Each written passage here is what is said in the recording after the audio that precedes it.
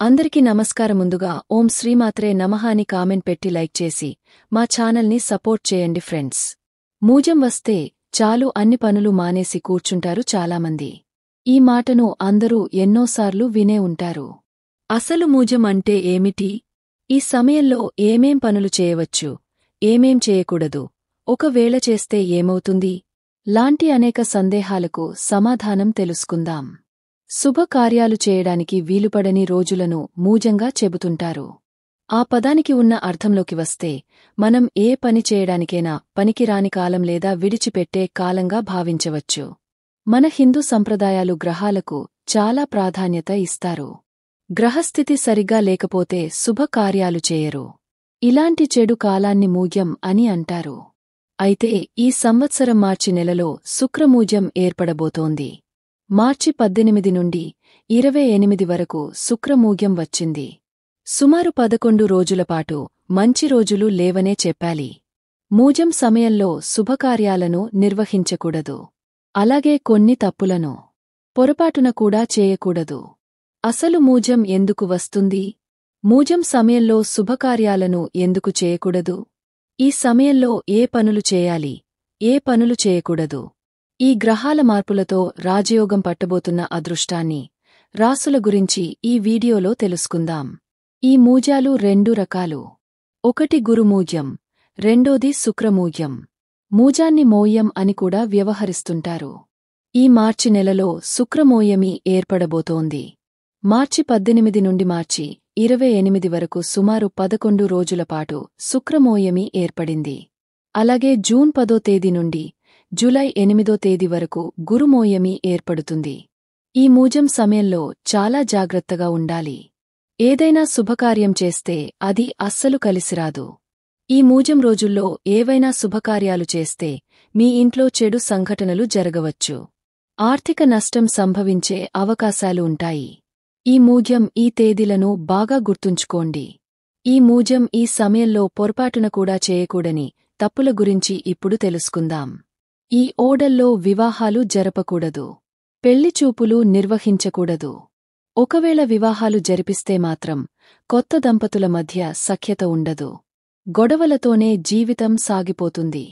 ఎప్పటికైనా సరే విడిపోయే అవకాశాలు ఉంటాయి. ముఖ్యంగా ఈ మూజం సమయాల్లో ఎలాంటి శుభకార్యాలు ప్రారంభించకూడదు. ఈ మూజం సమయంలో మన ఇంట్లో శుభకార్యాలు జరిగితే ఇంటికి చెడు జరిగే ప్రమాదముంటుంది. అలాగే లగ్నపత్రికలు కూడా రాసుకోకూడదు. చాలామంది ముందుగానే లగ్నపత్రికను రాసుకుంటారు. కాని మూజం సమయంలో లగ్నపత్రిక జోలికి వెళ్లకూడదు. కనీసం పెళ్లి మాటలు కూడా మాట్లాడుకోకూడదు. అలాగే కొత్త వ్యాపారాలు ప్రారంభించకూడదు. పసిపిల్లలకు పుట్టు వెంట్రుకలు కూడా తీయకూడదు. అలాగే చెవులు కుట్టించకూడదు. ఈ సమయంలో పుట్టు వెంట్రుకలు తీసేస్తే పిల్లలకు దీర్ఘకాలిక అనారోగ్య సమస్యలు ఏర్పడతాయి. నూతన వాహనాలు కొనుగోలు చేయకూడదు. ఈ మూజమి రోజుల్లో ఇంటి నిర్మాణానికి సంబంధించిన శంకుస్థాపన పనులు చేయకూడదు. ముఖ్యంగా ఈ సమయంలో కొత్త ఇంటికి మారకూడదు. అద్దె ఇళ్లల్లో ఉండేవారు ఈ మూజం రోజుల్లో వేరే ఇంటికి మారకండి. ఇలా చేస్తే మీ కుటుంబానికి చాలా సమస్యలు వస్తాయి.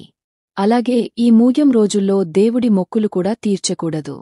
అలాగే దేవుని వ్రతాలు నిర్వహించకూడదు. ఉపనయనాలు చేయకూడదు. ఇంట్లో ఎలాంటి యజ్ఞాలు నిర్వహించకూడదు.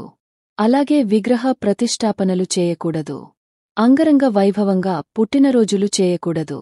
చాలామంది పెద్ద ఎత్తున పుట్టినరోజును జరుపుకుంటారు. కాని ఈ శుక్రమోయమి సమయంలో భారీ ఎత్తున పుట్టినరోజు జరుపుకోకూడదు. ఈ సమయంలో చెరువులు తవ్వకూడదు. అలాగే కొత్త వ్యాపారాలు ప్రారంభించకూడదు. వ్యాపారాల్లో పెట్టుబడులు పెట్టకూడదు. ఇంట్లో ఉన్న బంగారాన్ని తాకట్టు పెట్టకూడదు. అలా చేస్తే మీ ఇంట్లో ఉన్న లక్ష్మీదేవి బయటకు వెళ్ళిపోతుంది. మరి ఈ మూజం సమయంలో ఎలాంటి పనులు చేయాలంటే చిన్నపిల్లలకు అన్నప్రాసన వేడుకలు చేసుకోవచ్చు. అలాగే దూర ప్రయాణాలు చేయవచ్చు. మీ ఇంటికి ఏమైనా మరమ్మతులు ఉంటే వాటిని చేసుకోవచ్చు. అలాగే భూములు కొనడం, భూములు అమ్మడం, అగ్రిమెంట్లు చేసుకోవడం, రిజిస్ట్రేషన్లు చేసుకోవడం చేయవచ్చు. నూతన ఉద్యోగాల్లో చేరవచ్చు. విదేశాలకు వెళ్లవచ్చు. కొత్త బట్టలను కొనుగోలు చేయవచ్చు. పుణ్యక్షేత్రాలకు వెళ్లవచ్చు. దేవాలయంలో అన్నదానాలు చేయవచ్చు. దైవ కార్యాలను నిర్వహించవచ్చు. శ్రీమంతం ఉత్సవాలు జరిపించవచ్చు. నవగ్రహ శాంతులు అలాగే హోమాలు చేయించుకోవచ్చు. గర్భిణీ స్త్రీలు అలాగే బాలింతలు ఈ మూజమి సమయంలో ప్రయాణాలు చేయకూడదు. ఒకవేళ ప్రయాణాలు చేయాల్సి వస్తే అశ్విని నక్షత్రం అలాగే రేవతి నక్షత్రాలలో ప్రయాణాలు చేయాలి. అసలు మూజ్యం అంటే ఏమిటో ఇప్పుడు తెలుసుకుందాం. ఈ మూజ్యం సమయంలో గురుగ్రహానికి అలాగే శుక్రగ్రహానికి చాలా తక్కువ శక్తి ఉంటుంది. ఈ గ్రహాలు బలంగా ఉంటేనే శుభకార్యాలు చేయడానికి అనువుగా ఉంటుంది. కాని ఎప్పుడైతే ఈ రెండు గ్రహాలు బలహీనంగా ఉంటాయో అప్పుడు ఏ పని చేసినా అస్సలు కలిసిరాదు. దీని మూజ్యం సమయం అని అంటారు. అయితే మూజ్యం సమయంలో కొన్ని గ్రహాల మార్పుల వల్ల కొన్ని రాసుల వారికి మాత్రం చాలా శుభయోగాలు పట్టబోతున్నాయి. ముందుగా మేషరాశి వారికి మూజ్యం సమయం చాలా వరకు యోగదాయకంగా ఉండబోతుంది. వృత్తి, వ్యాపారాలలో అధిక లాభాలు వస్తాయి. ఉద్యోగంలో జీతాలు పెరిగే అవకాశాలు ఉంటాయి. మొత్తం మీద ఏ రంగంలో ఉన్నప్పటికీ ఆర్థిక పరిస్థితి మెరుగుపడుతుంది. శుక్రుని ప్రత్యేక అనుగ్రహం కారణంగా మేషరాశివారికి ఏప్రిల్ నెలలో ప్రయోజనాలు లభించే అవకాశముంది. పిల్లలు పరీక్షలో మంచి మార్కులు సాధిస్తారు. వృద్ధులు ఏదైనా దీర్ఘకాలిక వ్యాధి నొప్పి నుండి ఉపశమనం పొందుతారు. ఇంట్లో ఆనందం నిలిచి ఉంటుంది. అన్నయ్య సంబంధం ఖరారు కావచ్చు. ఉద్యోగం చేస్తున్నవారు తమ తండ్రి పేరు మీద కారు కొనవచ్చు. అలాగే వృషభరాశి వారికి కూడా ఈ మూజ్యం సమయం చాలా బాగుంది. రాజయోగం అనుభవిస్తారని చెప్పవచ్చు. ధనధాన్యాలు వృద్ధి చెందుతాయి. సమాజంలో గౌరవ మర్యాదలు పెరుగుతాయి. కర్కాటక రాశి వారికి కూడా చాలా అదృష్టకాలం అని చెప్పవచ్చు. కుటుంబపరంగా కొన్ని సమస్యల నుంచి బయటపడతారు. వృత్తి, వ్యాపారాలలో లాభాలు వస్తాయి. ఆదాయం వృద్ధి చెందుతుంది. అలాగే కన్యారాశివారికి కూడా అనేక మార్గాల్లో అదృష్టం కలిసి రాబోతుంది. ఆకస్మిక ధన లాభాలు చేకూరుతాయి. వృత్తి, వ్యాపారాల్లో లాభాలు పెరుగుతాయి. కొత్త ఒప్పందాలు కుదిరే సూచనలు ఉన్నాయి. ఆస్తి వివాదాలు అలాగే కోర్టు కేసులు పరిష్కారమవుతాయి. కర్కాటక రాశివారికి ఏప్రిల్ నెలతో పాటు మార్చి నెల కూడా ఆసక్తిని కలిగిస్తుంది. పిల్లలు పరీక్షలో మంచి మార్కులు సాధిస్తారు. ఏదైనా దీర్ఘకాలిక వ్యాధితో బాధపడుతున్న వారి ఆరోగ్యం మెరుగుపడుతుంది.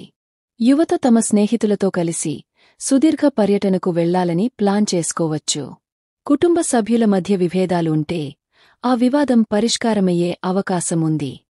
రాబోయే వారాల్లో వ్యాపారవేత్తలు, ఉద్యోగులు, దుకాణదారుల ఆర్థిక పరిస్థితి బలంగా ఉంటుంది. అలాగే వృశ్చిక రాశివారికి కూడా ఇది చాలా అదృష్టకాలం. అనుకున్న పనులు అనుకున్నట్టుగా జరిగిపోతాయి. మీ ఆదాయం పెరుగుతుంది. ఆర్థిక పరిస్థితి మెరుగుపడుతుంది.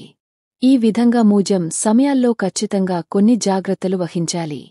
శుక్రుని ప్రత్యేక అనుగ్రహం కారణంగా వృశ్చిక రాశివారి భౌతిక ఆనందం పెరుగుతుంది. ఫ్యాషన్ డిజైనింగ్, మీడియా, ఆరోగ్యం లేదా న్యాయ రంగాలతో సంబంధమున్నవారు త్వరలో జీవితంలో ఉన్నత స్థానాన్ని సాధిస్తారు. దుకాణదారులు, వ్యాపారవేత్తల ఆదాయం పెరుగుతుంది. దీనివల్ల వారు రుణ మొత్తాన్ని సులభంగా తిరిగి చెల్లించగలుగుతారు. ఇంట్లో ఏదైనా ఇబ్బంది ఉంటే పరిస్థితి అనుకూలంగా మారే అవకాశముంది. మీకు ఈ వీడియో నచ్చితే తప్పకుండా లైక్ చేసి షేర్ చేయండి. మరిన్ని మంచి వీడియోస్ కోసం మా ఛానల్ని సబ్స్క్రైబ్ చేయండి. ధన్యవాదాలు.